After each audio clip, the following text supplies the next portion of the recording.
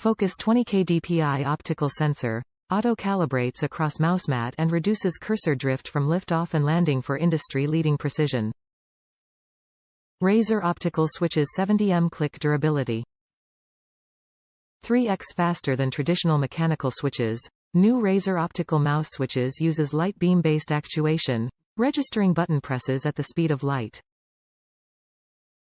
Immersive, customizable Chroma RGB lighting, supports 16.8 million colors included preset profiles, syncs with gameplay and Razer Chroma-enabled peripherals and Philips Hue products. 8 programmable buttons. Allows for button remapping and assignment of complex macro functions through Razer Synapse 3. Drag-free cord for wireless-like performance. Razer Speedflex cables eliminate the need for mouse bungees, drastically reducing weight and drag for absolute control. Top reviews from the United States. My first Razer mouse, not my last. I've been a Razer hater for the better part of a decade, and although at times I took a look at some of the things they've released over the years like the 50 different Viper mice and some of their headsets, I have always decided to go with the competition because of my doubts about them. Then came along the DeathAdder V2 and it looked so much more interesting than the entire Viper line.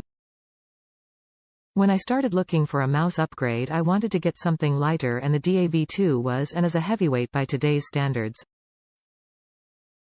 I ended up choosing the Rockhat Burst Pro over it and the Endgame XM1 at the time.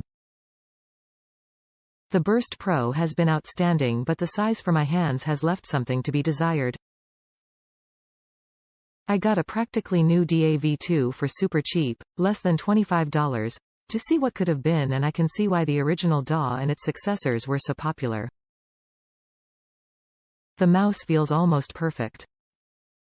Being used to the Burst Pro's weight, 68 grams versus the DA versus 2's 82 grams, I think is what stopped it short of being my main mouse. If it were maybe even 10 grams lighter, it would be a beast ergo pick. Unfortunately, I have to mention that I've seen enough people say the sides where the grip texture is starts to peel.